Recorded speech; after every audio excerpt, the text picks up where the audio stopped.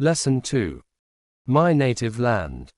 He asked me, the old man by the street, blind, lonely, and poorer than me, tell me what my land is like.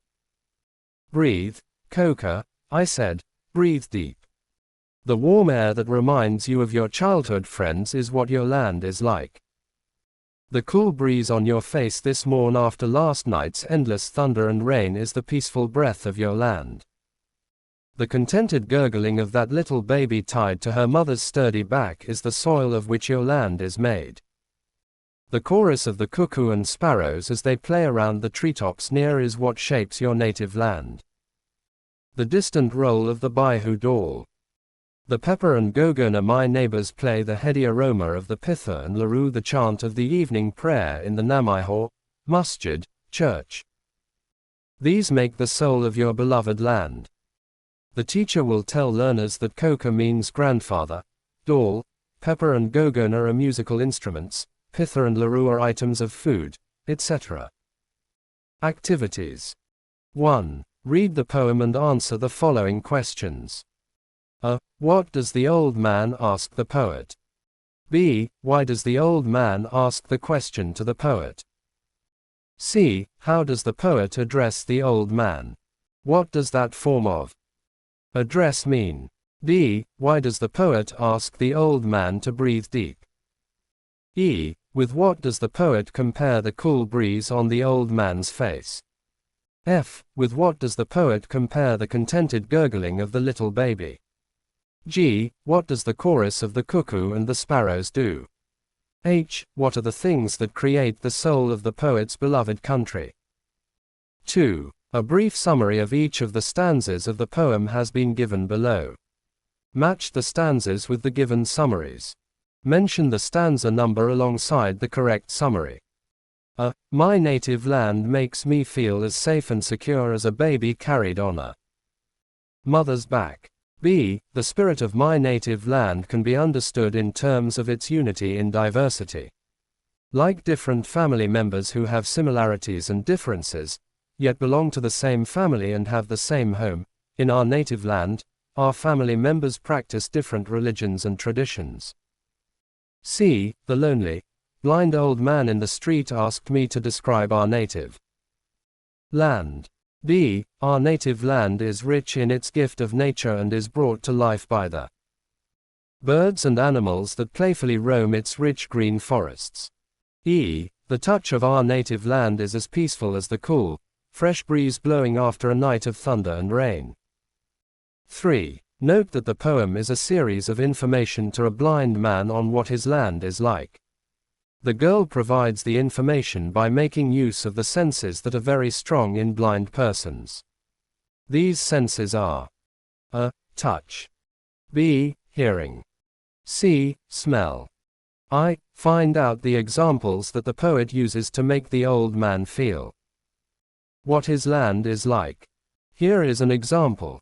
The warm air. E. Find out the examples that the poet uses to make the old man hear the sounds to understand what his land is like. E. Find out the examples that the poet uses to make the old man smell what his land is like. IV. Was the old man able to guess the season when the poet described what his land was like? 4. Here are some words from the poem. Match the words in column A with their meanings in column B. A. B. Thunder satisfied. Mourn the happy sound made by baby's contented strong pleasant smell. Gurgling the loud explosive sound that follows lightning. In the clouds chorus strong and firm. Aroma singing or speaking at the same time sturdy morning. Now make sentences of your own using the words. 5. Practice pronouncing the following pairs of words. Then recite the poem with correct pronunciation. I. Sturdy study. E. Breathe breed. E. Warm worm. IV. Rain ran. V. Then. Vi. Church search. VII. Deep dip. VIII. Land lend. B. Here are a few more sentences for practice. Practice saying these sentences after your teacher. I. The sturdy boys study hard. E. The worms come out when the weather is warm. E. Then and then do not mean the same. IV. They lend me their plough to till the land. V. People search for peace in the church. Vi. She ran in the rain, laughing in joy. VII. The river is too deep to take a dip. 6. In the poem you will find the poet referring to 3 musical instruments that are used in the Hussorry programs of Baihu. A. Dawl. A drum made especially for the Baihu festival and hence called the Baihu dawl or Baihu drum. C. Gogona. A type of stringed musical instrument belonging to the harp family. There are many more musical instruments used in Hussorry performances. Find more about them. There are many more musical instruments used in Hussorry performances. Find more about them and write down the words naming the instruments and their meanings. Draw the diagrams as shown above and write a small paragraph of about 6 lines on the musical instruments that are used in the Baihu festival. 7. Write a letter to your friend inviting him, her to your house during the Rongali Baihu holiday. Include in your letter what special food items will be made, what rituals will be followed and so on. You may use the following format. Your address. This is called the heading. Date my dear. Your friend's name. This is called salutation. Body of the letter, which you may extend to more than 1 paragraph. Next paragraph. Your friend's address. Complimentary close, your name. B. Pepper. A type of pipe made out of buffalo horn played during Hussorry. 8. A. Your teacher will read aloud a passage about an American tourist. Listen to it carefully. As you listen, fill in the gaps in the passage below. The blank underscore Mela is a blank underscore day community fair held by the blank community in blank at Jonbeel in Morrigown district over the weekend of the blank Baihu. It is a fair in Morrigown, Assam organized by the blank community. The American tourist blank Gordon was delighted to know about Assam.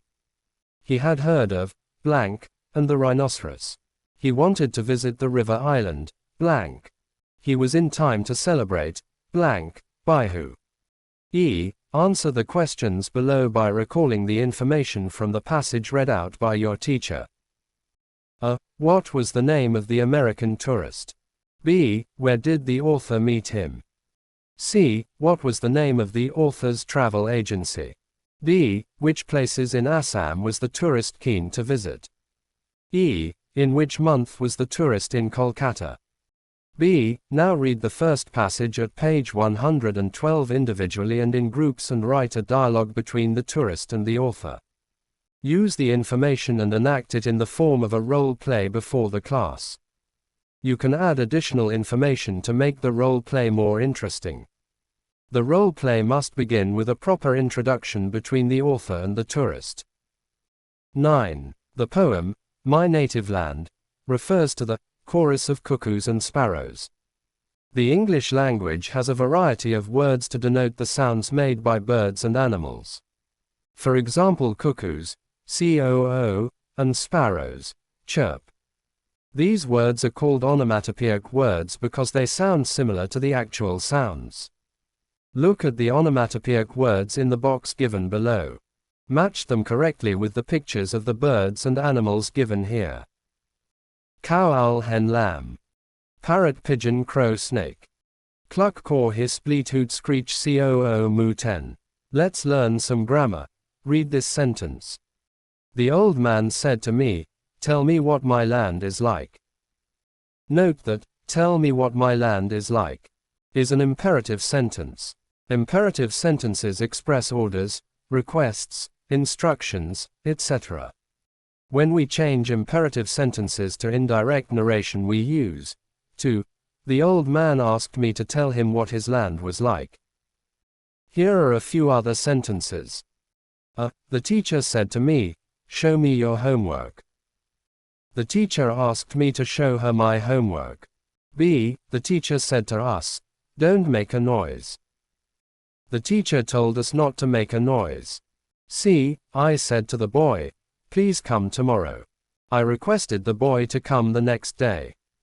Rewrite the sentences below in indirect speech in the same way as the sentences above. A. The poet said to the old man, feel the cool breeze on your face. B. The man said to me, listen to the gurgling of that little baby. C. The teacher said to us, enjoy your holidays. D. She said to me, tell me your mobile phone number. E. My mother tells me, always obey your teachers. F. I said to him, come to our house tomorrow. G. She said to me, get me a glass of water, please. H. The man said to me, please close the gate. 11. Work in pairs. Share with your partner what inspires you the most about your native land. It could be the following.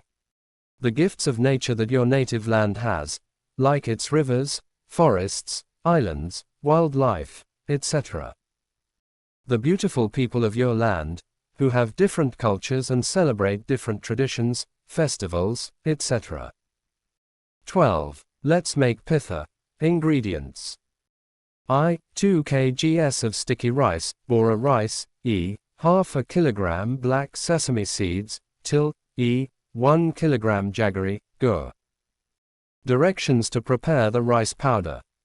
I. Wash and soak the rice for an hour. E. Strain rice and spread it out on a parchment paper or newspaper and let it dry partially. E. Grind the rice to a very fine powder. Directions to make the filling.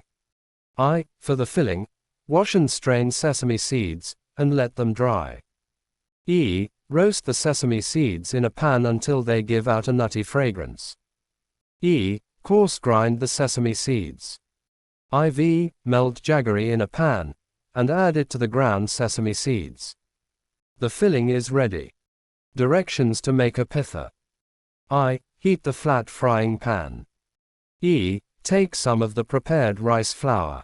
Spread the rice flour on the pan in the shape of a circle or an oval. Press the flour gently with your fingers. E. Put some filling on the flour. Roll up the pitha to your desired shape and gently push it to the edge of the frying pan till the pitha is crispy. You can now start making the next pitha. For the teacher. This poem